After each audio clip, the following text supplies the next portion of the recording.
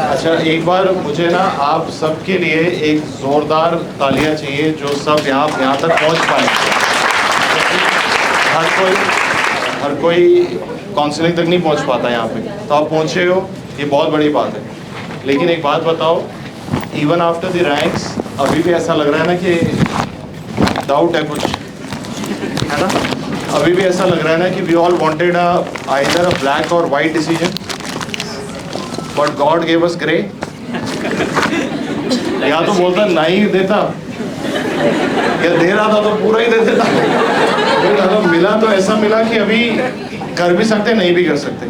देखिए सच है जिंदगी का, हमेशा ऐसे ही होगा, हमेशा ऐसे ही होगा। We all want a clear verdict, we always get a grey verdict. And if you make a good decision we are able to convert grey into white.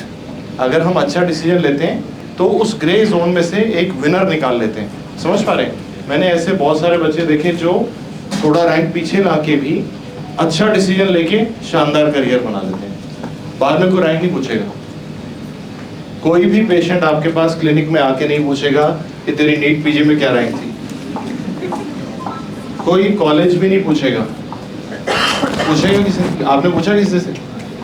कई बार हो सकता है आप डिग्री भी ना पूछो, वो पूछेगा ही नहीं। अगर उसने नाम सुना होगा तो आ जाएगा। तो इस चीज़ों को पर्सपेक्टिव में लेते हैं, यानी the most important factor to consider, the single most important factor to consider for your preparation should be, बोलो, single most important factor should be branch. एक ही ऐसा फैक्टर है जो मुझे लगता है आपको ना जरूर उसके बारे में सोचना चाहिए, जिसका नाम है ब्रांच। तो कितने ऐसे बच्चे हाथ खड़ा करके बताएंगे जिनको अपनी ब्रांच क्लियर है? शाबाश। कितने ऐसे बच्चे जिनके पास 2 चॉइसेस हैं? कितने ऐसे जिसके पास 3 चॉइस है? 3, 4, 5वीं भी चलेगी। अच्छा, अब हमें क्या करना है? हम अपने आप से जिंदगी से क्या चाहते हैं, कागज निकालो अगर लाए हो तो, नहीं तो अगर कोई कागज या पेन निकाल लो। हम अपनी जिंदगी से क्या चाहते हैं, है ना? कहते चाहता तो एम्स में मेडिसिन हो।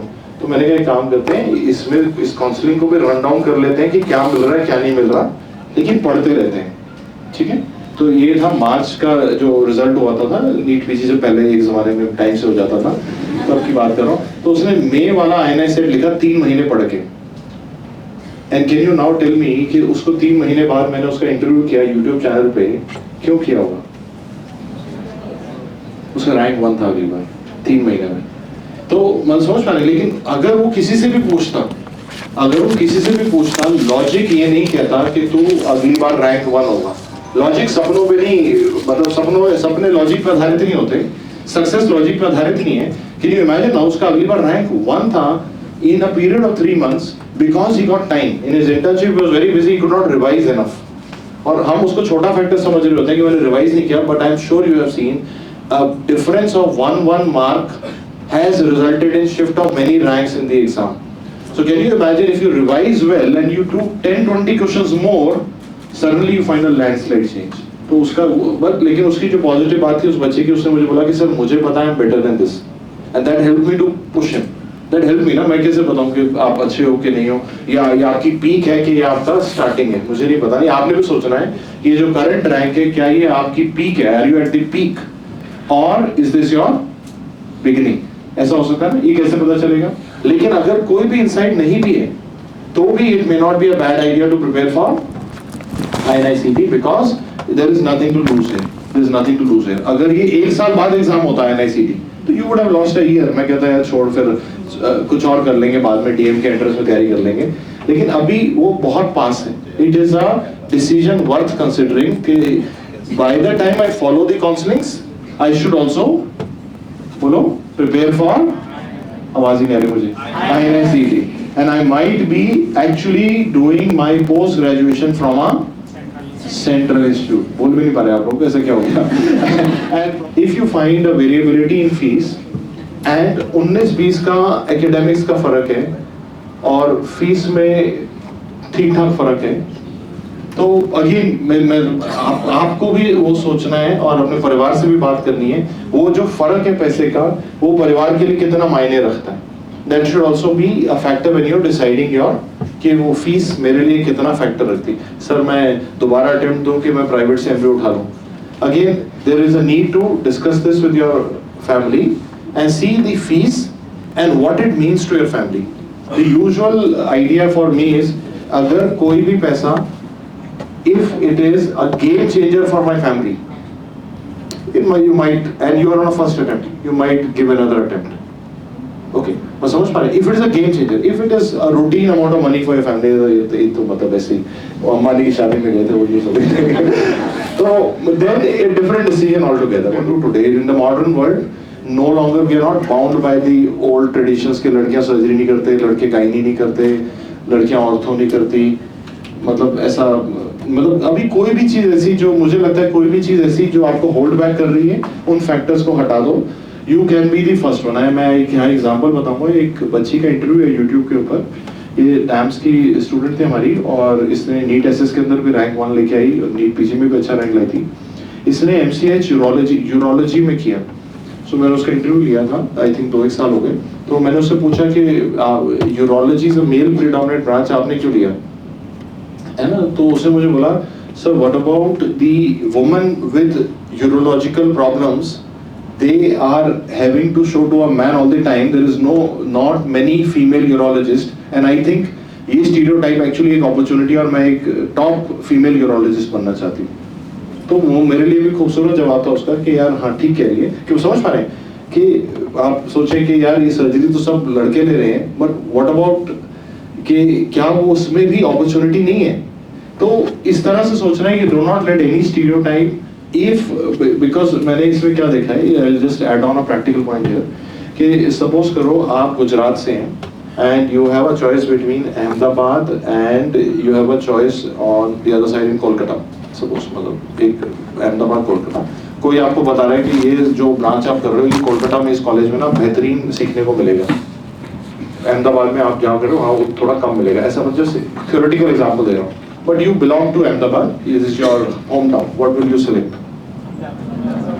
गुजराती तो सारे क्लियर है सर, खाने को तो बढ़िया मिलेगा ना सर बिल्कुल। So whenever we have to select between these options, usually there is a idea कि एक अच्छे कॉलेज में ईज ऑफ लर्निंग मिलेगा, ease of learning, but when I am studying in my home town I get some things which are non tangible. Non tangible का मतलब है, बोलो जैसे मैं समझाता हूँ। Suppose I do my radiology in my home town, मैं radiology का MD अहमदाबाद में रह रहा हूँ, वहीं अहमदाबाद में कर लेता हूँ। तो अब मेरे आसपास जो PG कर रहे होंगे वो कौन से फील्ड के होंगे?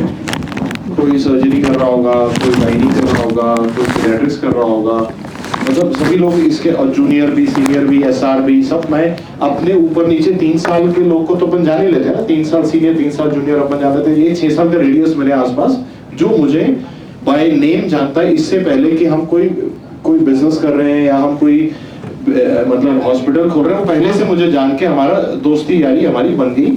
आपने देखा ही होगा जैसे जैसे आप बड़े होते जा रहे हो दोस्त बनने कम हो गए होंगे। फर्स्ट MBBS में बहुत दोस्त थे, स्कूल में और भी ज्यादा थे, अभी कोई है नहीं, अकेले अकेले आना पड़ रहा है यहाँ पे नहीं। तो वो एक मौका होता है, when you are resident doctors you are freely interacting with people, you get to know people. 5 years later, 10 years later, you would be practicing and those people would also be flourishing in their own branches.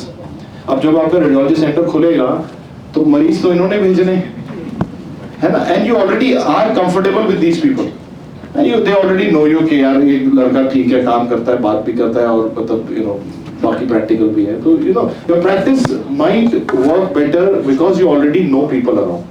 अगर आप कोलकाता चले जाते या आप चेन्नई चले जाते, आप थे गुजरात के, आप चेन्नई चले गए, आपने MRI अच्छा सीख लिया, लेकिन आप जब 3 साल 4 साल 5 साल बाद वापस आए, suddenly you find कि I am at a place जहाँ मुझे कोई जानता ही नहीं।